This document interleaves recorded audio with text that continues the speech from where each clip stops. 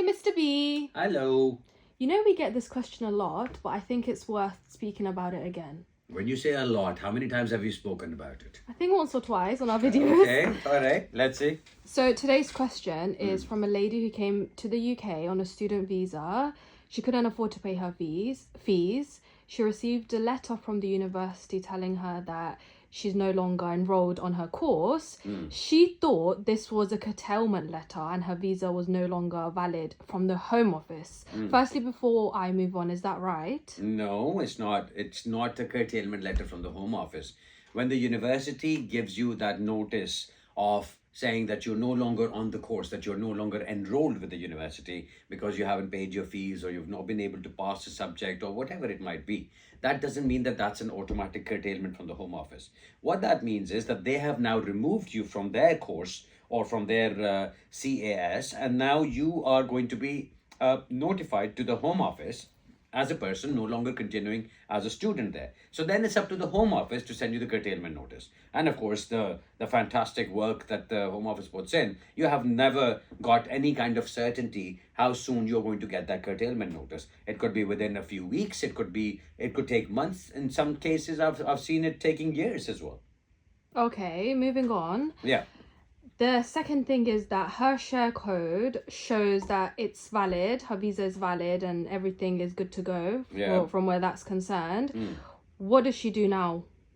Okay, the share code is not. Is this the one where you were talking about where she applied for a skilled worker as well? Yeah. I see. Okay, so what happens in these kind of situations? The Home Office have got this e-visa system, which in their absolute intelligence, they thought was going to be the perfect system. It's not, because what I've constantly seen with clients is that their visas have expired or have been curtailed and their share codes still show that they're allowed to work or live in the UK till whatever time period that the original visa was granted. So if the system is not updated, clients obviously get lost in that whole thing. So in this matter, whether she got a curtailment notice from the Home Office and then she knew that, okay, this visa was curtailed, but because her share code is still showing as valid, she's thinking that she's got valid status. And that's why she's been able to obtain a COS letter, which is the certificate of sponsorship, and she would have applied for the skilled worker visa.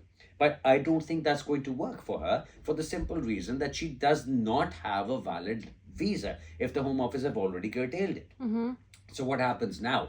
She was made the application for the skilled worker. Unfortunately, I believe it's going to be refused. She is going to get a notice. She's going to get a letter from the Home Office, which will say, this is your immigration history. You came on such and such date. You went to college or university or school, whatever you were doing. And this is the date where your leave was curtailed. Since then, you have not submitted any application, or if you have submitted an application, it's outside the time and outside the parameters of paragraph 39E of the immigration rules. We'll do a separate video on 39E because that's something that comes up quite a lot as well. But basically what it says is that if there is a time period of overstaying of 14 days or less, that can be disregarded if your next application has been successful or if you've done the right kind of application for good reasons why you were delayed for that. So this is something which is affecting a lot of people. Please do not consider a share code, a valid share code, as a valid visa. It does not automatically mean that. Your e-visa will show what your legal status in the UK is, whether you have valid leave to remain in the UK or not. And if your leave has already been curtailed and it is still showing that you've got valid visa, please don't be misled or kind of walk into this with this belief that, oh yeah, because my e-visa is showing it, it must be right. That can change like that. If the Home Office finds out today that they've got a mistake there, they'll change it in a matter of seconds. And then what do? You're going to be screaming and shouting and kicking all about the place saying, but my visa showed that I had valid status in the UK. And of course, the golden line will then come, which is what you get to hear, I'm sure, a lot everywhere in the UK right now. We apologize for the inconvenience caused. And that's it. So what's her next step? Next step is, first of all, understand once you become an overstayer, you do not have a very good chance of getting your status regulated in the UK. Accept that fact. Accept it. Accept it. Yep. Absolutely accept it. The best thing to do would be, because she didn't do anything wrong. She came as a student, couldn't afford to pay the fees.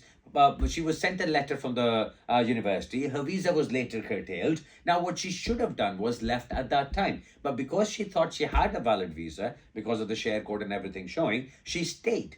Now, if she removes herself from the UK, goes back to her country, waits for 1 year, because there's only a 12-month ban, re-entry ban, if you voluntarily depart the UK without taking any help or without the Home Office detaining and removing you from here. So if you voluntarily depart, do not take any help from the country or from the government or from the Home Office, then there is only a 12-month ban. And after 12 months, you can again make an application. And if you meet the requirements, you will be granted the status to come back. I've done that with many, many clients. The trouble is when people say, I cannot go back, or I will not go back, or my circumstances don't allow for me to go back. Then I always say, please do not go into hiding. Please don't hide under some table or some rock and say, okay, I'll wait for my child to complete 7 years, or I'll wait for 20 years to complete, which is another 13 years away, or my child is just born, so I'll wait for this child another 7 years for him to get to that level, because none of that is going to help you if you are planning like this. Nobody knows what the rules are going to be tomorrow. So my suggestion always is, if you are not leaving the country, you are going to try and regularize your status in the UK, please submit an application. If you can't afford it, you can obviously always make a human rights application with a fee waiver. A fee waiver is when they look at your bank statements, they look at your circumstances, and then decide whether you can afford to make the application or not. So a lot of options are available, but you've got to find what suits you, what makes sense. And please understand, people or lawyers or agents that make you promises or make sweeping statements that, oh yes, 100% you'll be granted this, 100% this will be done, 100% that will be done. Don't trust them. I don't say that ever. And I've been doing this for more than 22 years. Knowing what the Home Office is like, knowing there's always a slip between the lip and the cup. On that note, thank you very much. Thank you.